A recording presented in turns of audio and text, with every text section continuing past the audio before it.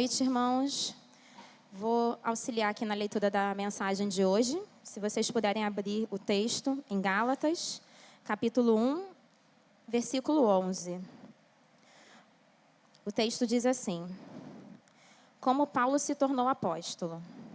Mas informo a vocês, irmãos, que o evangelho por mim anunciado não é mensagem humana, porque eu não o recebi de ser humano algum. Nem me foi ensinado, mas eu o recebi mediante revelação de Jesus Cristo. Porque vocês ouviram qual foi no passado o meu modo de agir no judaísmo. Como de forma violenta eu perseguia a igreja de Deus e procurava destruí-la. E na minha nação, quanto ao judaísmo, levava vantagem sobre muitos da minha idade, sendo extremamente zeloso das tradições dos meus pais. Mas quando Deus, que me separou antes de eu nascer e me chamou pela sua graça, achou por bem revelar seu Filho em mim, para que eu o pregasse entre os gentios. Não fui imediatamente consultar outras pessoas, nem fui a Jerusalém para me encontrar com os que já eram apóstolos antes de mim. Mas fui para as regiões da Arábia e voltei outra vez para Damasco. Passados 3 anos, fui a Jerusalém para me encontrar com Cefas. E fiquei 15 dias com ele. E não vi outro dos apóstolos a não ser Tiago, o irmão do Senhor. Ora, a respeito do que estou escrevendo a vocês, afirmo diante de Deus que não estou mentindo. Depois fui para as regiões da Síria e da Cilícia. E eu não era conhecido pessoalmente pelas igrejas da Judéia, que estão em Cristo. Ouviam somente dizer: aquele que antes nos perseguia, agora prega a fé, que no passado procurava destruir. E glorificavam a Deus a meu respeito. Muito obrigada.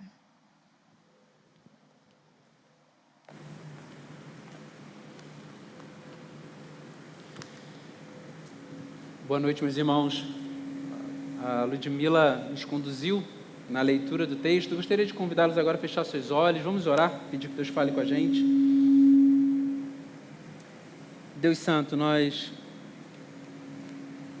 te damos graças, Senhor, pela Tua palavra, Deus, dada a nós para a nossa instrução, crescimento, em conhecimento do Senhor, do Teu caráter, Deus, e do nosso próprio coração. Te pedimos, Deus, que o Senhor possa abençoar-nos, dando-nos clareza, que o Teu Santo Espírito, Deus, nos assista, falando, Deus, conosco,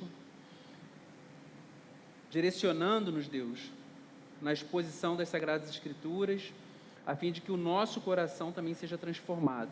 Em nome de Jesus Cristo, Senhor, nós choramos. Amém. Amém.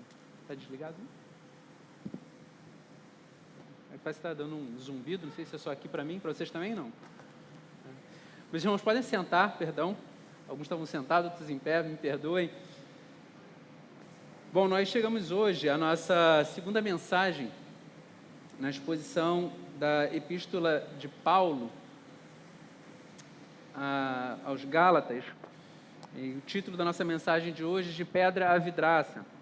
A gente tem uma expressão bastante conhecida, fala sobre isso, né? Sobre pessoas que experimentam, vivem a experiência de ser pedra quando atacam determinada pessoa, determinado grupo, determinada instituição, e depois se encontram na condição de vidraça, de serem atingidos, de serem atacados. Eu gostaria de meditar um pouquinho com os irmãos sobre aquilo que Paulo compartilha através da carta à igreja da Galácia, aos Gálatas, e o que isso tem a falar conosco. Princípios nós podemos extrair para poder aplicar nossas próprias vidas. O pastor Cristiano, na semana passada, ele abriu um pouquinho, né, deu um gancho daquilo que a gente falaria hoje, sobre um recurso daqueles pseudo-apóstolos, das pessoas que estavam inseridas na igreja da Galácia e tentavam desacreditar a mensagem de Paulo. E um dos recursos utilizados para isso era desacreditar a própria pessoa de Paulo. Tem até uma expressão utilizada para isso, uma expressão em latim, não vou gastar muito meu latim aqui para vocês não rirem de mim, Mas tem uma expressão que fala sobre isso. Tem um livro falando como vencer um debate sem precisar ter razão. E um dos recursos é esse, é desacreditar a pessoa. Você desqualifica a pessoa a fim de que tudo que ela falar possa cair em descrédito.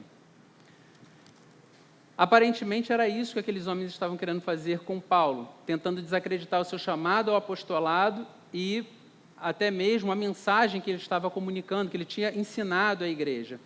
E Paulo, ele é bastante enfático ao defender tanto o seu apostolado quanto a sua mensagem. Alguns cristãos do passado até se questionavam se Paulo estava se jactando ao fazer isso, estava se vangloriando ao se posicionar dessa forma. Um tradutor da Bíblia, Jerônimo, numa determinada discussão falavam sobre isso. Só que quando a gente medita sobre o que significava o apostolado de Paulo e a mensagem caírem em descrédito, nós nos damos conta que não era simplesmente uma questão pessoal, não era simplesmente o ministério de Paulo, mas se o apostolado de Paulo caísse em descrédito e se a mensagem que ele tinha comunicado àquelas igrejas também caísse em descrédito, todas as igrejas, todos os irmãos que o tinham por mestre, que o tinham como sendo o transmissor da mensagem de Deus, também se questionariam acerca da validade das igrejas constituídas, daqueles que foram convertidos, daqueles que tinham sido batizados. Será que a mensagem é verdadeira ou não? E por isso Paulo, ele é muito enfático ao defender tanto o seu apostolado quanto a mensagem. Por exemplo, quando a gente olha para a primeira epístola de Paulo aos Coríntios, que era uma epístola com conteúdo bastante duro por conta da gravidade dos pecados praticados por aqueles irmãos que estavam ali reunidos, que se reuniam em Corinto, pecados de natureza sexual, a gente percebe que o apóstolo Paulo ainda assim inicia a carta dizendo que eles são os santos que estão em Corinto. Ele é mais amoroso no início da carta, não porque ele é benevolente com o pecado, pelo contrário, à medida que a gente vai lendo a carta, a gente percebe que Paulo é bastante duro com aquela igreja. Mas o que estava acontecendo na Galácia era muito mais grave, porque não se tratava de pecados cometidos por determinadas pessoas, mas era desacreditarem a própria mensagem do Evangelho, ou pior, fazerem acréscimos a ela. E Paulo diz, estão ensinando um outro Evangelho que na verdade não é outro, porque não existe nenhum outro Evangelho além daquele que ele já havia comunicado. Então, por isso, Paulo é muito incisivo, e a gente vê ele bastante econômico no início da epístola aos Gálatas.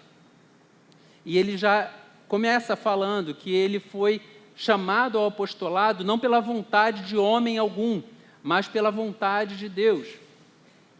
E nesse texto que a irmã Ludmila leu para a gente, ele também diz, fazer a leitura aqui do versículo 11 novamente. Informo a vocês, irmãos, que o evangelho por mim anunciado não é mensagem humana, porque não o recebi de ser humano algum, nem me foi ensinado.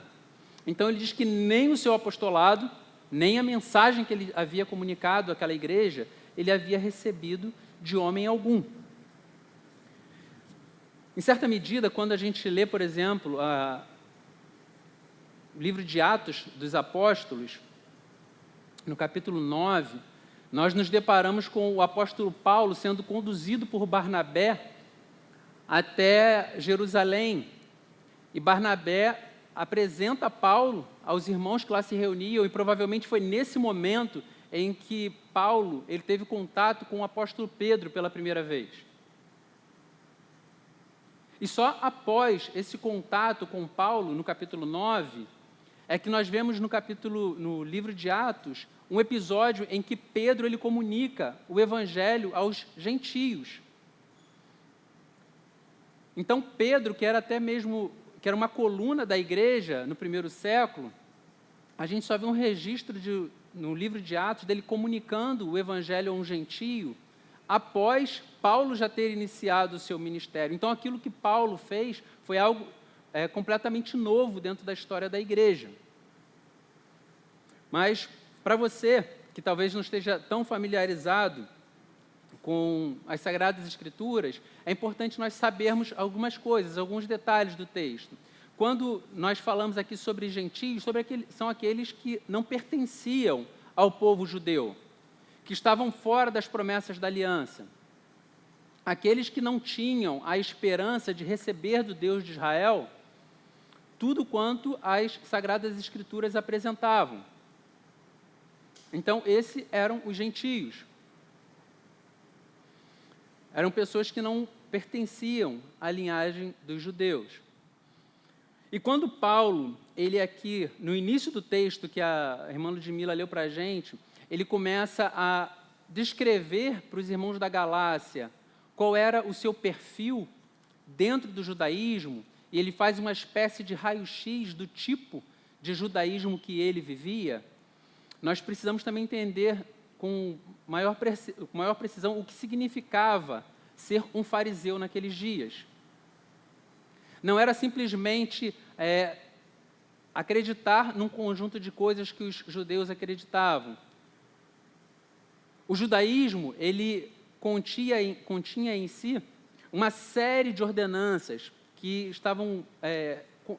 estavam registradas na Torá, nos 5 primeiros livros da Bíblia. Um rabino do século XI, século XII, se eu não me engano, ele enumerou todas essas leis, chegam a 613 leis, delas algumas cerimoniais, outras civis, outras de caráter dietético. Então, o fariseu era como se fosse uma denominação dentro do judaísmo mais rigorosa na observância dessas leis. Então, esses eram os gentios, e os que guardavam rigorosamente a observância dessas leis eram os fariseus, dentro do judaísmo. Isso precisa ficar bem claro para a gente quando a gente se aproxima desse texto. E o apóstolo Paulo, ele faz uma coisa muito interessante. Ele diz que ele não só pertencia ao grupo dos fariseus, mas no seu testemunho pessoal, ele diz que ele levava vantagem sobre muitos da sua idade no que dizia respeito à observância dessas leis. Então, nessa própria fala do apóstolo Paulo, nós precisamos analisar o que isso significa. Tratava-se de um homem que estava dentro de um contexto religioso em que as pessoas tinham centenas de leis a serem observadas. Então, imaginem um religioso daquele tempo estudando com muito afinco cada uma das leis. Várias coisas que deveriam ser feitas, coisas que não deveriam ser feitas, formas que algumas pessoas deveriam ser tratadas, pessoas não deveriam ser tratadas, coisas que poderiam comer, coisas que não poderiam comer, a forma como cada uma dessas coisas poderiam ou não ser ingeridas. Então, imaginem o que é um religioso se dedicando a cumprir centenas e centenas de ordenanças. Agora, imagine que esse religioso, ele não faz isso somente como um exercício de disciplina pessoal, mas ele está imerso numa comunidade religiosa em que todas as pessoas estão empenhadas em fazerem as mesmas coisas. Imaginem um grupo como esse aqui, todos empenhados em observar mais de 600 regras, e a partir do momento em que você comete algum deslize, alguém fala para você: Eduardo, você deu uma derrapada em determinada regra, você não deveria ter tocado em tal coisa. Você comeu determinada comida de forma inapropriada. Você conversou com tal pessoa que é um impuro. Você se sentou à mesa com o fulano, então você não pode participar do culto de adoração no templo. Imagine o que significava isso. Então, quando Paulo ele diz que ele levava vantagem sobre muitos da idade dele, a gente percebe que somente a ideia de ele avaliar o seu desempenho dentro do farisaísmo como levando vantagem sobre muitas pessoas, a gente percebe que muitos deveriam comparar o seu desempenho dentro do judaísmo, dentro do farisaísmo. Muitos deveriam ficar observando os outros e assim fazendo, deveriam elogiar uns, reprovar outros, desprezar o desempenho de outros. Então, esse era o ambiente do farisaísmo. Bastante acolhedor, né? Imaginem você assim, numa comunidade de fé dessa maneira.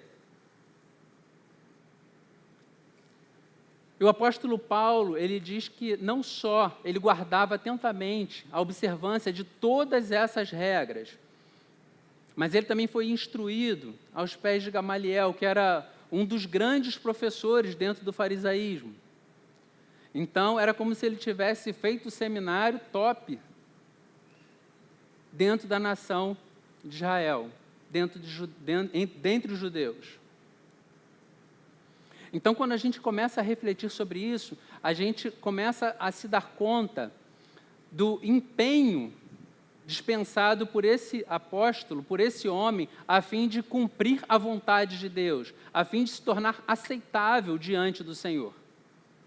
Não era alguém que estava vivendo a sua fé de forma displicente, de forma desleixada, mas ele estava verdadeiramente comprometido em entender de que forma ele poderia viver uma vida de que agradasse ao Senhor, que glorificasse ao Senhor.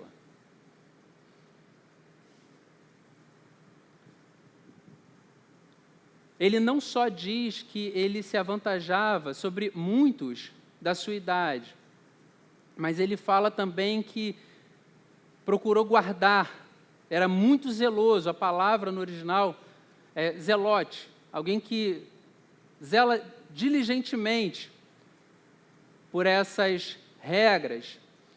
Só que ele não diz simplesmente regras, não diz simplesmente leis, mas ele fala sobre as tradições dos nossos pais.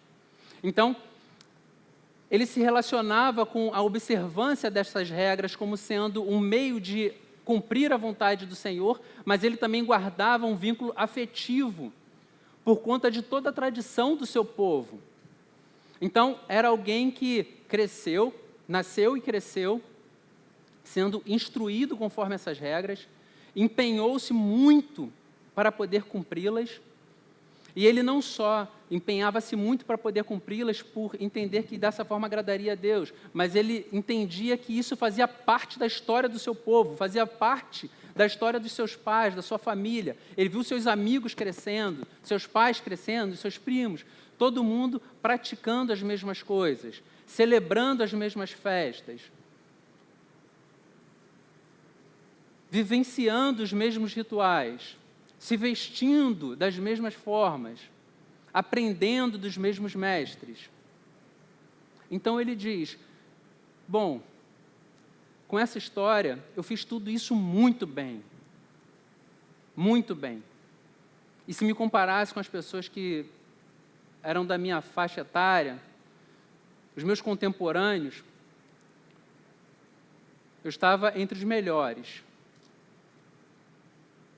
E por conta disso, por conta desse zelo, por conta da maneira em que ele procurava se relacionar com Deus com muita fidelidade, quando surge a mensagem do Evangelho, quando surge essa seita, até então, aos seus olhos, que o cristianismo, aos seus olhos, era uma espécie de dissidência dentro do judaísmo, o apóstolo Paulo, ele envida todas as suas forças para poder silenciar esse movimento. E ao dizer isso, ele não diz simplesmente que ele procurou fazer com que essas pessoas que estavam querendo abraçar essa fé, elas fossem convencidas a partir dos seus argumentos.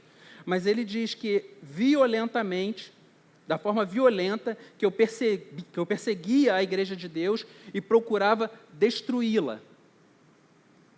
Então, o apóstolo Paulo, ele não só observava as leis, como sendo uma forma de agradar a Deus, ele também se relacionava com ela a partir de vínculos afetivos, porque ele entendia que isso fazia parte da tradição do seu povo, dos seus pais, e ele não só estava preso ao campo da argumentação, do debate, mas ele começou a utilizar de perseguição física aqueles que adoravam a Cristo, aqueles que professavam a mensagem do Evangelho, porque ele queria destruir a fé. Então a gente percebe uma grande ira evidenciada pelo apóstolo no que diz respeito à relação com a igreja. E não é de se espantar que fosse assim. Porque alguém que desenvolve a sua relação com Deus, crendo que a aprovação do Senhor virá a partir da observância de uma quantidade absurda de preceitos, se ele for verdadeiramente sincero, ele vai se dar conta que ele não conseguirá cumpri-los. Imagine você sendo forçado a desempenhar determinada atividade em que você sabe que você não vai conseguir ter êxito em momento algum, mas ainda assim você fica sendo diariamente forçado a fazer aquilo, mesmo sabendo que você não vai conseguir cumprir. E você só vai conseguir ser aceito se você conseguir atingir aquilo que você sabe que é inatingível. Martinho Lutero, quando ele comenta esse texto, ele diz o seguinte: eu me dediquei a muitos jejuns, muitas vigílias, a leitura de muitas missas, porque ele era um monge católico. E ele fala, mas no que diz respeito à minha justiça própria, eu cheguei à conclusão que aquilo era tão somente a latrina e o campo amado do diabo. Porque ele percebia que era um ambiente no qual simplesmente o inimigo debochava do seu sofrimento. Porque um ser humano ser levado a pensar que ele pode viver uma vida tão santa que ele consiga comprar o favor de Deus, isso acaba sendo perverso, porque nós somos pecadores. Em todo ambiente religioso que as pessoas são compelidas a cumprirem um conjunto de regras em que somente a partir do cumprimento desse desempenho religioso elas serão aceitas por Deus, quase sempre nós percebemos um ambiente que produz inveja, disputa pessoal e ira. Porque a frustração daqueles que são sinceros é inevitável.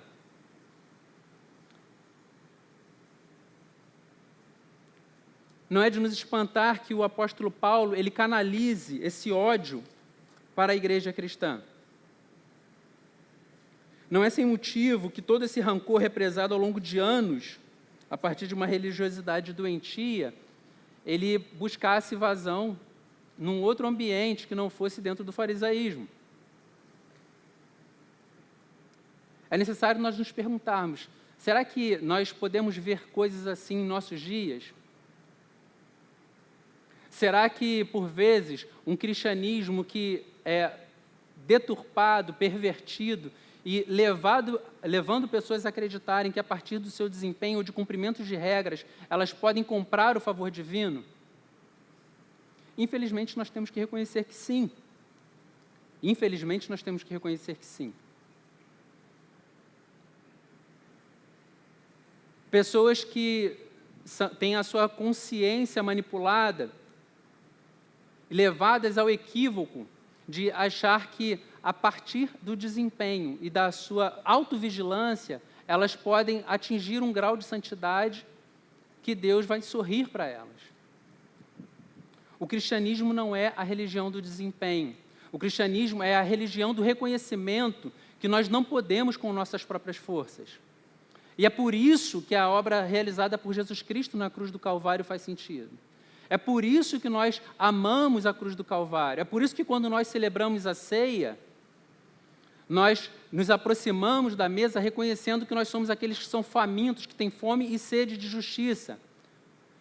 Mas não da nossa justiça própria, mas da justiça praticada por aquele que se fez maldito em nosso lugar. Mas essa não era a realidade do apóstolo Paulo.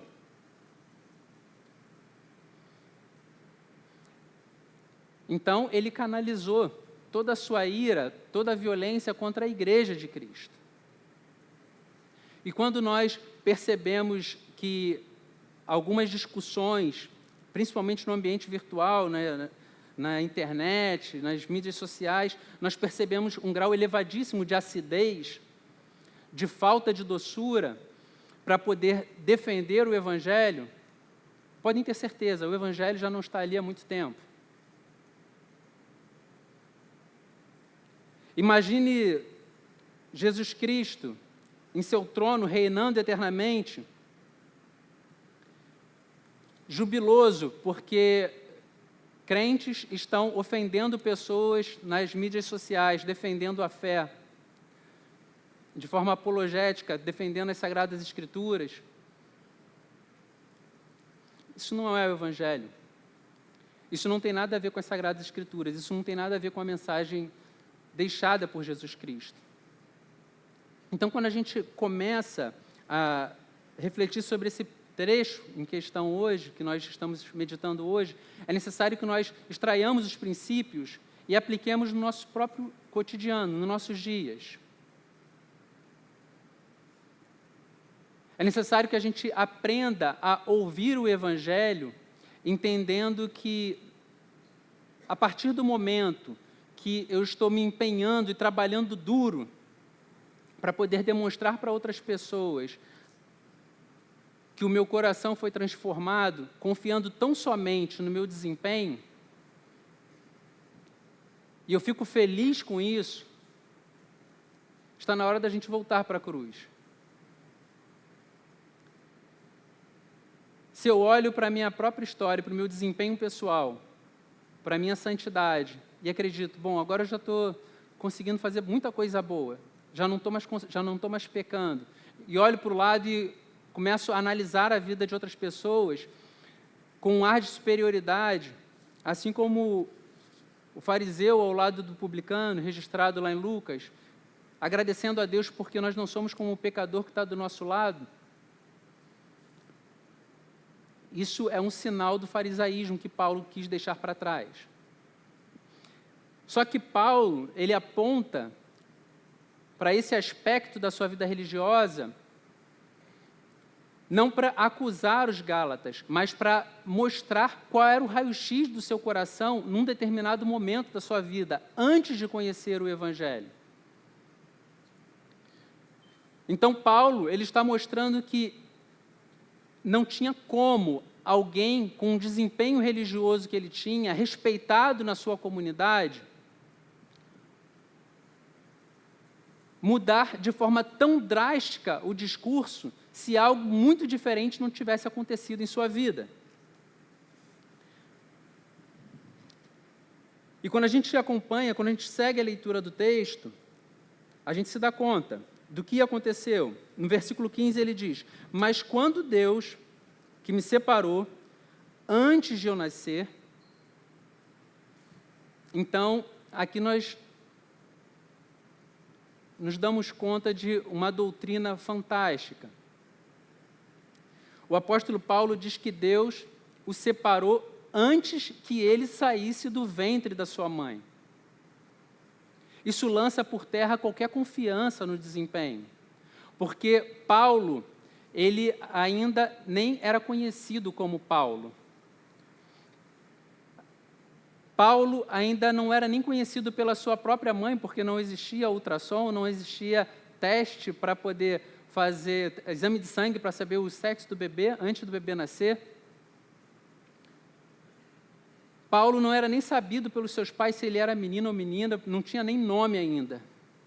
Mas Paulo diz que antes que ele pudesse nascer, Deus já o havia separado. Mas quando Deus me separou antes que eu viesse a nascer. Então houve um tempo fora do tempo, no qual Deus já tinha separado Paulo, já tinha transformado Paulo em objeto do seu amor. Houve um tempo em que, mesmo Deus sabendo que Paulo trataria a igreja com violência, com perseguição implacável, ainda assim Deus o havia separado. Houve um tempo que, mesmo Deus sabendo que Paulo derramaria o seu ódio contra a igreja, Deus o havia escolhido. Houve um tempo que, mesmo como está registrado lá em Atos, que mesmo que Paulo respirasse ameaças e morte contra o povo de Deus, Deus o havia transformado em objeto do seu amor. Então, imagine o que é isso. Paulo, ele foi tão cruel que ele consentiu com o martírio de Estevão. A gente lê Em Atos também, no capítulo 7 e 8, o livro de Atos, tem todo o evento ali, Paulo consentindo com o apedrejamento de Estevão. E mesmo Paulo tendo feito tudo isso, e Deus sabia que Paulo faria tudo isso, ainda assim, Deus o separou. Então, nesse momento, nós devemos atentar para esse aspecto da descrição da narrativa de Paulo e olhar para a nossa própria vida. Às vezes nós vivemos momentos, crises de fé na nossa relação com Deus, em que nós duvidamos da nossa própria conversão, se o nosso coração for verdadeiramente transformado, se nós devemos mesmo confiar que nós somos dignos de sermos chamados cristãos por conta de pecados que cometemos. Como se isso fosse a garantia da nossa salvação. É necessário que você saiba que mesmo antes de você nascer, mesmo antes que você tivesse forma no ventre da sua mãe, se você está aqui hoje com o coração arrependido e crendo nas verdades do Evangelho, é necessário que houve um dia em que, antes que você fosse você, em que Deus já te amava. Sem que você tivesse praticado o mal ou bem, que Deus já tinha te transformado em alvo desse amor eletivo.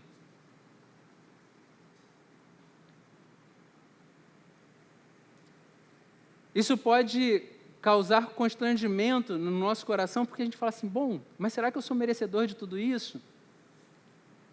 É por isso que o Evangelho é uma notícia tão maravilhosa, é por isso que ele tem esse nome.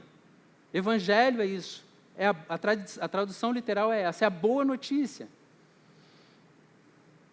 É você saber que, mesmo tendo cometido os pecados dos quais você se envergonha, Deus ele escolheu te amar. As suas boas obras e as suas transgressões, das quais você mais se envergonha, elas eram conhecidas por Deus. Mas se você ouviu a mensagem do Evangelho, e se achegou a Cristo, com o coração em arrependimento e fé, você foi alvo desse amor. E ele diz não só que Deus o separou, mas ele diz que Deus também o chamou. Ele diz que Deus o chamou, versículos 15 e 16. Mas quando Deus me separou antes de eu nascer e me chamou pela sua graça. Então, Deus ele não só separou Paulo, mas ele também o chamou pela sua graça. Ele não chamou Paulo por conta do seu desempenho no farisaísmo, que se avantajava em muitos daqueles que tinham a faixa etária que ele possuía. Deus não o chamou porque ele tinha sido formado no melhor seminário do seu tempo, aos pés de Gamaliel. Deus não o chamou por conta da forma diligente que ele procurava defender o judaísmo, até mesmo perseguindo a igreja. Deus não o chamou por conta disso. Deus não o chamou porque ele era extremamente habilidoso para poder formular discursos. Deus não o chamou por conta da sua habilidade em organizar logicamente seus argumentos. Deus o chamou unicamente por sua graça. Então pare e pense no que significa isso. Você não tem participação alguma no seu processo de salvação. Se você está aqui hoje, é porque num determinado dia, a mensagem do Evangelho cativou o teu coração de tal forma que você não conseguiu mais viver indiferente a ela. Porque a palavra do Senhor, ela tem uma dupla atuação. Nós precisamos ouvi-la exteriormente, é necessário que alguém nos anuncie, alguém nos apresente, seja através de um pregador, de um evangelista, de um livro, que nos apresente o Evangelho, das Sagradas Escrituras, mas é necessário que ela seja comunicada. Só que é necessário que o coração do homem também seja transformado. Isso se dá mediante graça. Isso não se dá por conta de perspicácia intelectual. Existem pessoas que vão ter contato com as mesmas verdades que nós tivemos. Existem pessoas muito mais inteligentes do que eu. Existem pessoas que possuem um QI elevadíssimo, que talvez vão me explicar coisas que eu nunca vou conseguir entender. Eu lembro de um professor na faculdade, eu fiz faculdade também, graduei também em matemática, e quando eu estava na faculdade, eu tive um professor que ele nos dava aula de uma das disciplinas que eram bastante temidas na faculdade, durante o curso. E ele explicava, e a gente, né, com aquele olhar, a gente brincava que era um olhar bovino, né, que você fica piscando o olho lentamente, mas sem compreender nada do que está acontecendo.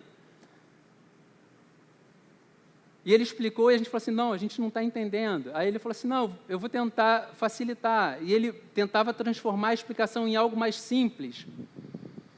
E a gente falou assim, não, a gente ainda não está entendendo. E ele transformou em algo mais simples. E a gente falou assim, não, a gente ainda não está entendendo. Aí ele falou assim, não é possível, só se eu fizer isso. Aí quando ele fez, a gente, não, agora sim, agora a gente está começando a entender. E ele era alguém extremamente habilidoso, também em literatura, poesia. Só que mesmo alguém com um QI como o dele, desassistido do Espírito Santo, as Sagradas Escrituras são um livro selado. Porque isso só se dá pela graça. Isso só se dá mediante o auxílio do Espírito Santo.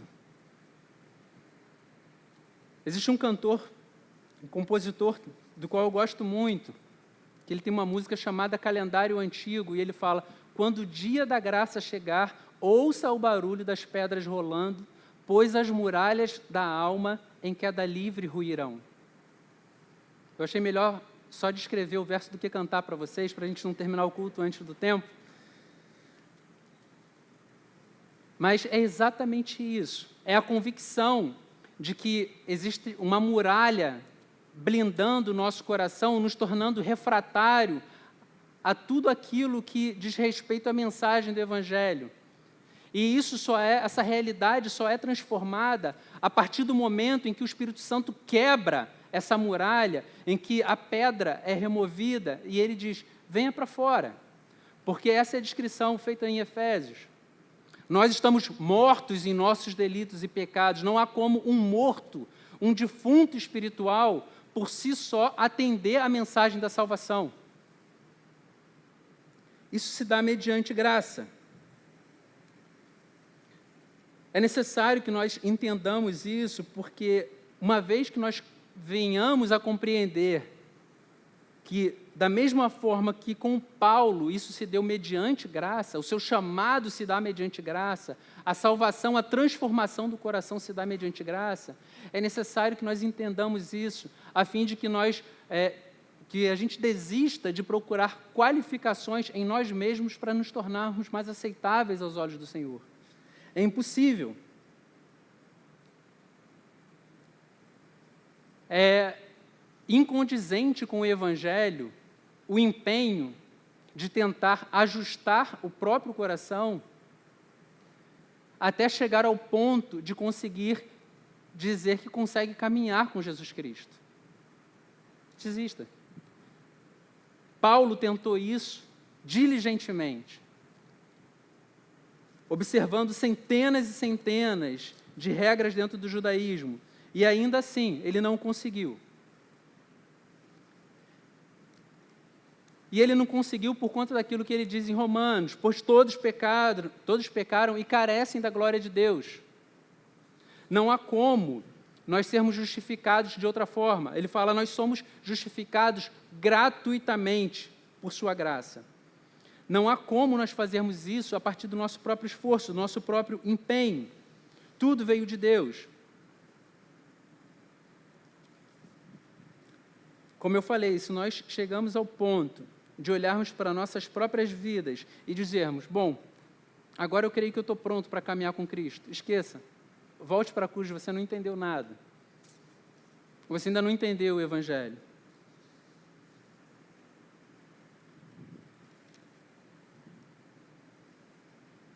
O apóstolo Paulo, ele defende a mensagem mostrando para aquelas pessoas que alguém que se encontrava na condição anterior em que ele estava imerso, dentro do farisaísmo, nessa observância rigorosa de todas essas leis, perseguindo violentamente a igreja, tratando aqueles que procuravam seguir a Cristo, não só com hostilidade usada em argumentos, mas violentamente, encerrando em prisão. A palavra que é dita acerca dele é que ele procurava exterminar a fé, consentindo com assassinatos. Então ele está mostrando que alguém que tinha o perfil que ele possuía só pôde ser transformado porque ele foi separado antes que ele viesse a nascer. Foi alcançado por um amor, e esse mesmo amor foi o meio que o conduziu até o ponto em que ele estava. E para que ele foi conduzido até aquele ponto? E é necessário que nós pensemos também o que isso aplica à minha e à sua vida. Ele diz que ele foi separado por Deus, foi chamado pela sua graça, a fim de que ele pudesse revelar o seu Filho aos gentios. Então, Paulo ele começa a fechar o seu argumento. O seu coração foi alcançado, transformado, recebeu o seu chamado por meio de graça. Para quê? Para que ele pudesse anunciar os seus filhos aos gentios, revelar o seu filho aos gentios.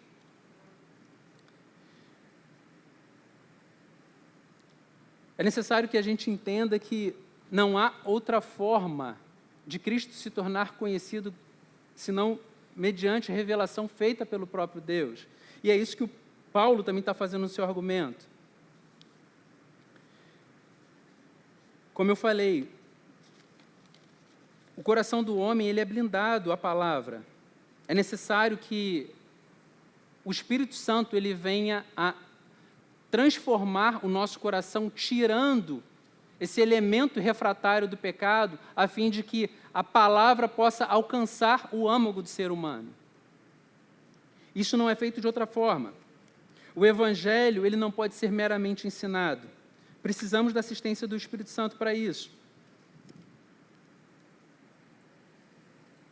Paulo explica aos Gálatas que por Deus lhe foi dada a sua salvação, o seu apostolado e a revelação acerca dessa mensagem.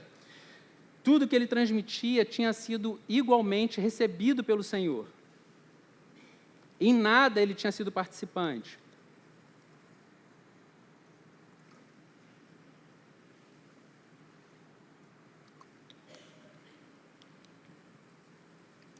E tudo aconteceu, quando a gente olha no texto, a gente percebe que ele fala tudo isso num único fôlego. No versículo 15, ele emenda todo esse argumento. Mas quando Deus me separou antes de eu nascer e me chamou pela sua graça, achou por bem revelar seu Filho em mim, para que eu pregasse entre os gentios. Então, antes de Paulo nascer, ele foi separado, foi chamado e foi escolhido para revelar Jesus Cristo aos gentios. Então, Paulo ele está mostrando do início ao fim que não existia interferência humana alguma, nem na sua mensagem, nem no seu apostolado, nem em nada do que tinha acontecido no seu coração. Tudo tinha sido feito por obra do Senhor. Pessoas que estão aflitas com seu próprio pecado, elas não precisam ser convencidas de que elas estão erradas. Esse não era o caso do apóstolo Paulo. É isso que ele está querendo demonstrar. Ele estava num ambiente em que a justiça própria, o desempenho religioso era extremamente valorizado. Então ele está mostrando. Gente, e a gente percebe o empenho que Paulo faz isso, porque ele diz, eu juro, e Deus sabe que eu não minto. Ele está fazendo um grande esforço para que os Gálatas possam compreender e não levar em consideração as mentiras que estavam sendo inseridas dentro daquela igreja para tentar transformar o Evangelho em outra coisa diferente da qual ele havia ensinado. Ele está querendo mostrar que desde o início, desde o seu chamado, a sua conversão, E a apresentação dessa mensagem, do início ao fim, era Deus atuando. Quando nós olhamos para a experiência do apóstolo Paulo, nós somos levados a pensar acerca do nosso próprio coração. Nós somos levados a pensar sobre o tipo de relação que nós desenvolvemos com Deus. É necessário que a gente pense de que forma eu tenho me relacionado com Cristo. Será que eu tenho transformado a minha relação com Deus num conjunto de regras que, a partir do momento que eu consigo cumpri-las, consigo obedecê-las, consigo ticar cada uma delas, eu me torno aceito, eu começo a me avantajar em muitos, aqueles que também têm a minha idade, no ambiente em que eu estou inserido? A partir da quantidade de livros de teologia que eu leio, a partir da quantidade de cursos que eu venho a fazer, a partir da minha habilidade argumentativa, defendendo a fé, silenciando e envergonhando pessoas, mostrando que seus argumentos, as suas teorias são falhas. A partir de coisas como essas, eu me torno mais aceitável diante do Senhor. Eu digo que, na minha experiência pessoal, como a gente acaba, eu, pastor Cristiano, os professores, né, pessoas que trabalham com a comunicação, dando aula, e a forma de se dirigir a grupos requer preparo para comunicar melhor, desenvolver encadeamento lógico, defender ideias, apresentar ideias. Na minha experiência pessoal, eu digo que habilidades meramente humanas só me fazem me arrepender de forma mais vergonhosa dos meus pecados. Porque, por vezes, eu me dou conta que a habilidade de usar argumentativamente ideias e debates só me fazem me tornar mais habilidoso, por exemplo, para poder, às vezes, ferir a minha esposa quando a gente discute. E depois eu tenho que pedir perdão para ela com a maior vergonha do mundo, fazendo isso de forma mais envergonhada.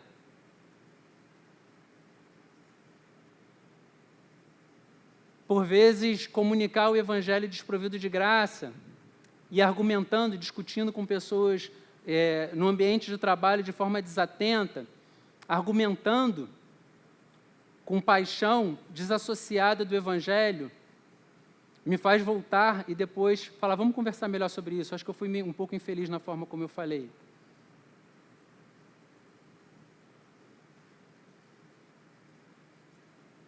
Disciplinas meramente humanas, quando idolatradas, elas não nos aproximam do Senhor, pelo contrário, elas nos afastam. Então é isso que o apóstolo Paulo está dizendo. É isso que o apóstolo Paulo está comunicando para a igreja da Galácia. O apóstolo Paulo está dizendo, ele fala assim, entendam, não há como o coração de uma pessoa ser transformado com eficácia se não for por uma ação unicamente divina. E como eu falei, quando a gente olha para a sequência cronológica de Atos, como Pedro, ele só comunicou o evangelho a gentios lá no capítulo 10, talvez o próprio apóstolo Paulo, no contato com Pedro, talvez tenha sido um motivo, um ponto de reflexão para o ministério do apóstolo Pedro.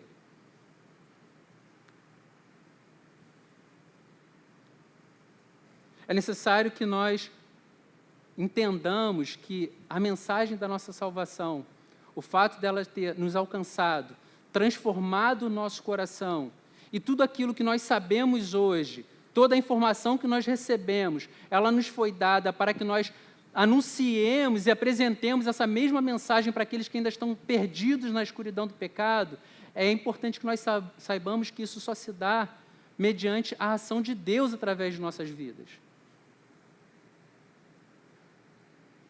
O título da nossa exposição de hoje, da nossa pregação de hoje, de pedra à vidraça, não é tão somente porque o apóstolo Paulo, ele deixou de ser aquele que, como uma pedra, procurava atacar regularmente à igreja, e agora ele tinha optado por se tornar o alvo dos ataques. Não só isso, mas porque ele decidiu, a partir da ação do Espírito Santo, ele se tornou uma santa vidraça, através da qual o Evangelho foi se tornando conhecido aos gentios.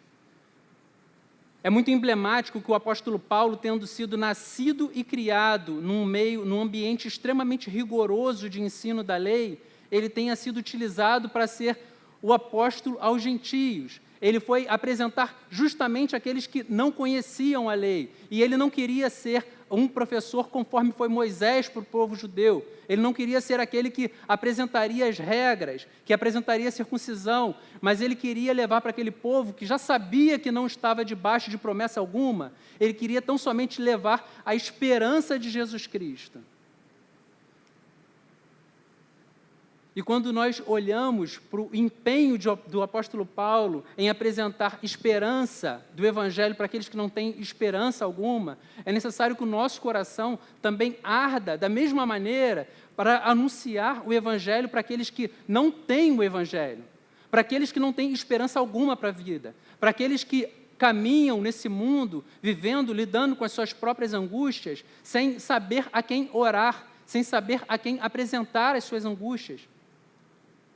É necessário que nós entendamos que essa mensagem que diz que nós fomos separados, chamados e enviados, não foi tão somente para que nós tomássemos consciência de uma mensagem bacana que vai trazer consolo para o nosso coração, mas que nós apresentemos essa mesma mensagem para aqueles que, como nós, um dia também caminhavam sem esperança.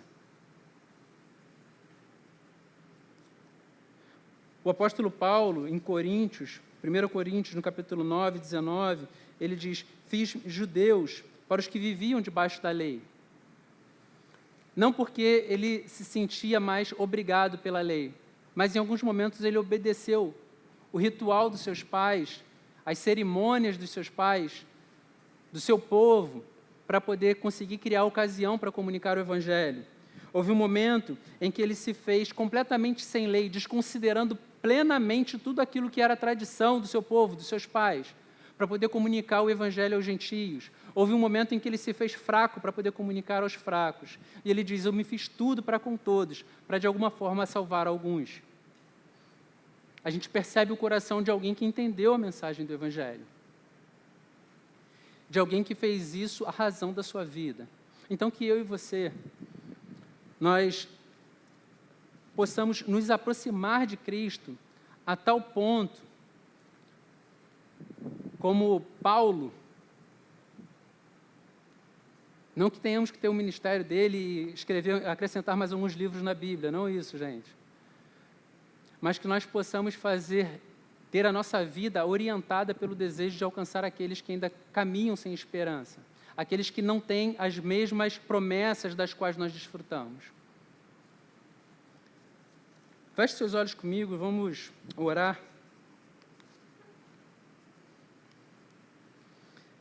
Santo Deus, nós louvamos o Teu nome, porque como nós ouvimos do apóstolo Paulo na Epístola aos Gálatas, nós nada fizemos.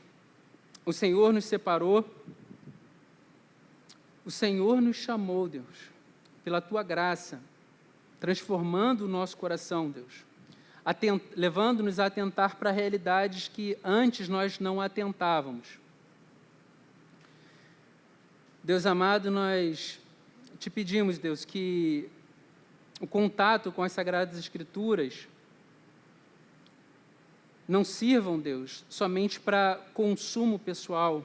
As verdades do Evangelho não sejam transformadas simplesmente em analgésico para a alma, para enfrentarmos os desafios dos nossos dias, mas que nós possamos receber, Deus, essa mensagem com todo o poder que ela tem, com todo o poder descrito pelo apóstolo Paulo,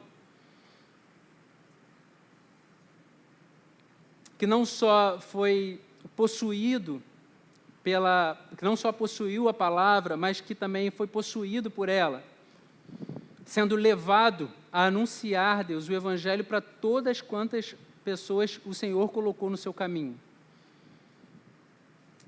Deus amado, que o Senhor possa fazer assim com a tua igreja, que a percepção do amor do qual nós fomos alvo, o amor demonstrado por Cristo na cruz do Calvário, levando sobre si a ira destinada a nós.